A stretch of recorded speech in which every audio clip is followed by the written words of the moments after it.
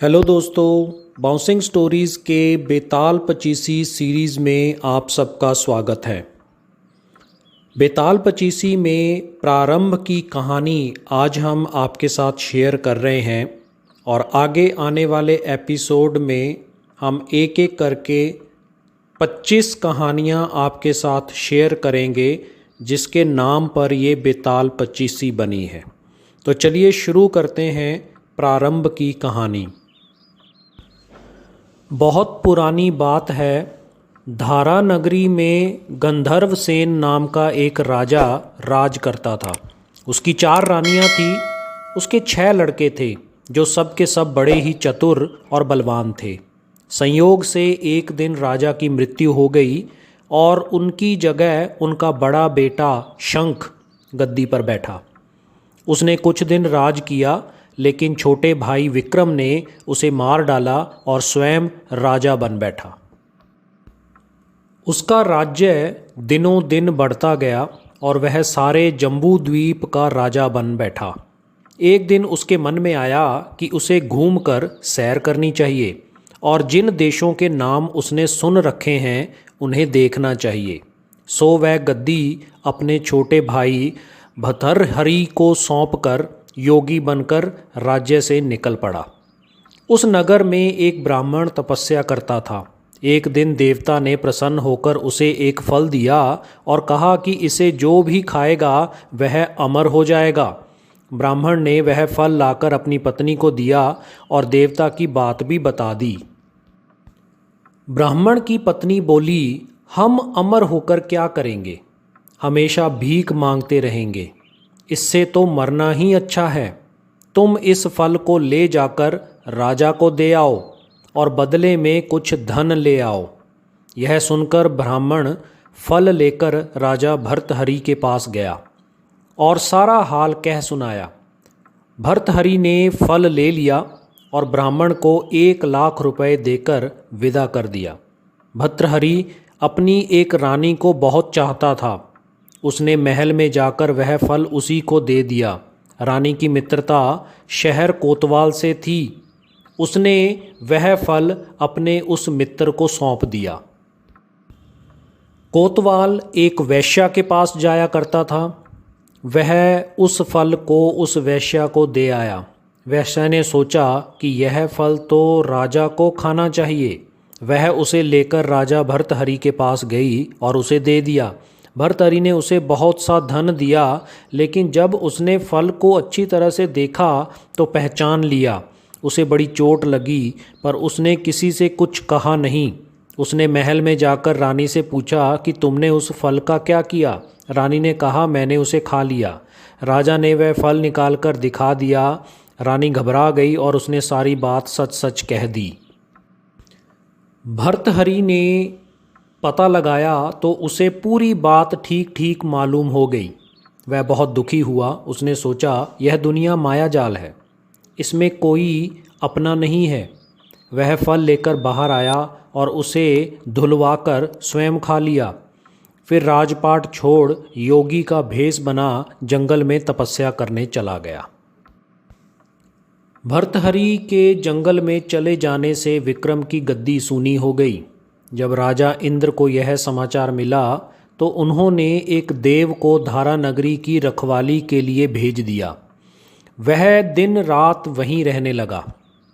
भर्तृहरि के राजपाट छोड़कर वन में चले जाने की बात विक्रम को मालूम हुई तो वह लौटकर अपने देश में आया। आधी रात का समय था। वह जब नगरी में घुसने लगा तो देव ने उसे रोका।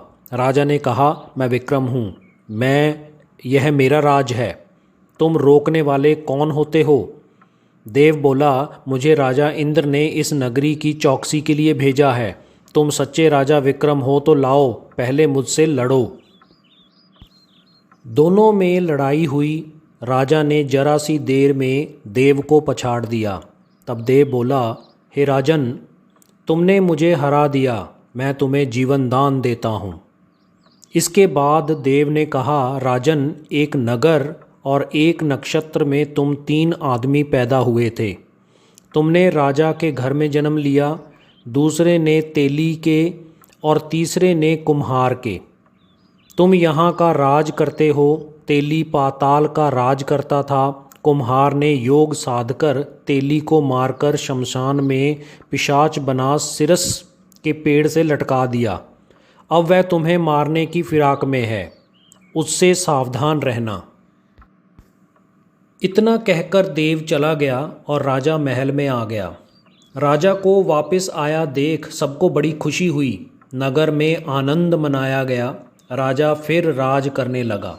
एक दिन की बात है कि शांतिशील नाम का एक योगी राजा के पास दरबार में आया और उसे एक फल देकर चला गया। राजा को आशंका हुई कि देव ने जिस आदमी को बताया था कहीं यह वही तो नहीं है। यह सोच उसने फल नहीं खाया, भंडारी को दे दिया। योगी आता और राजा को एक फल दे जाता।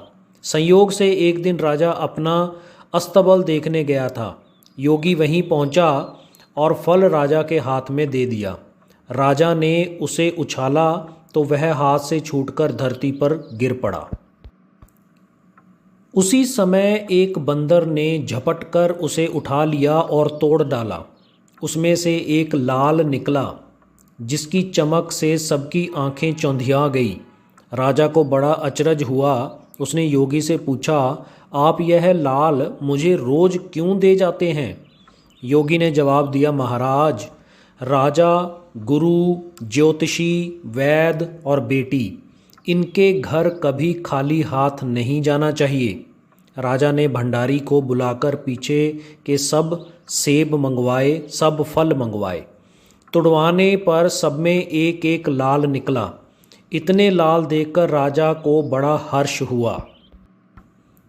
राजा ने जौहरी को बुलाकर उसका मूल्य पूछा। जौहरी बोला, महाराज, ये लाल इतने कीमती हैं कि इनका मोल करोड़ों रुपयों में भी आंका नहीं जा सकता है। एक एक लाल एक एक राज्य के बराबर है। यह सुनकर राजा योगी का हाथ पकड़कर गद्दी पर ले गया। बोला, योगी राज, आप सुनी हुई बातें बुरी मत माने, दूसरों के सामने कहीं नहीं जाती। राजा उसे अकेले में ले गया। वहाँ जाकर योगी ने कहा, महाराज, बात यह है कि गोदावरी नदी के किनारे मसान में मैं एक मंत्र सिद्ध कर रहा हूँ। उसके सिद्ध हो जाने पर मेरा मनोरथ पूरा हो जाएगा। तुम एक रात मेरे पास रहोगे तो मंत्र सिद्ध हो जाएगा।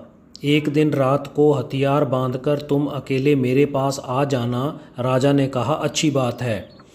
इसके उपरांत योगी दिन और समय बताकर अपने मठ में चला गया।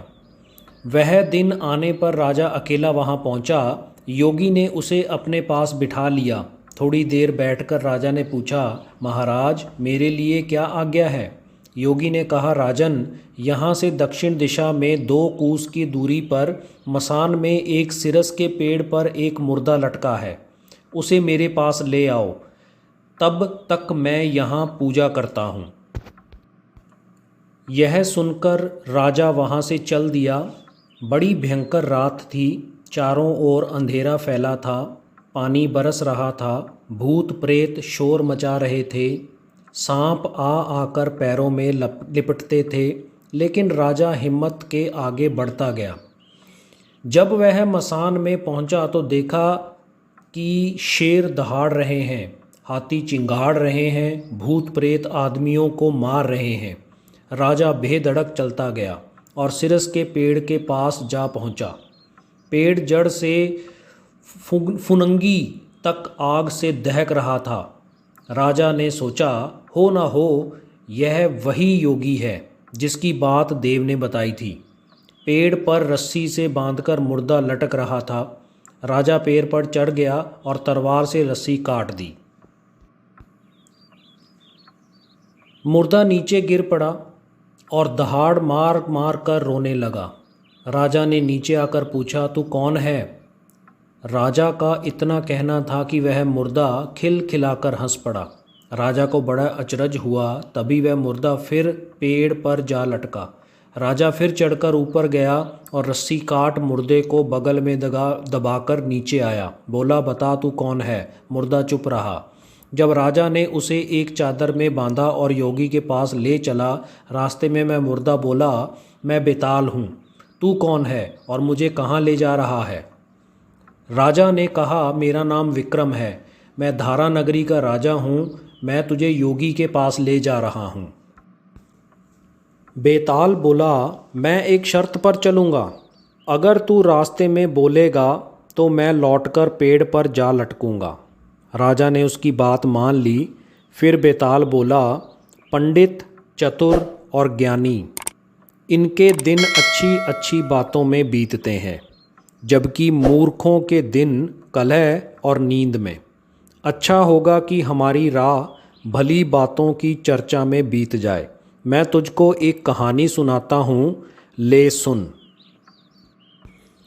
तो दोस्तों, इस तरह से बेताल पचीसी की कहानियों का सिलसिला शुरू होता है। अगले एपिसोड से हम बेताल के ज़ुबानी विक्रम के लिए कहानी सुनेंगे, और जो प्रश्न बेताल कहानी के अंत में पूछेगा उसका जवाब हम उससे अगले एपिसोड में ज़रूर देंगे। तो आशा करता हूँ आपको ये कहानियों का सिलसिला ज़रूर पसंद आएगा और आप बेताल पचीसी को खूब मज़े से सुनेंगे। धन्यवाद।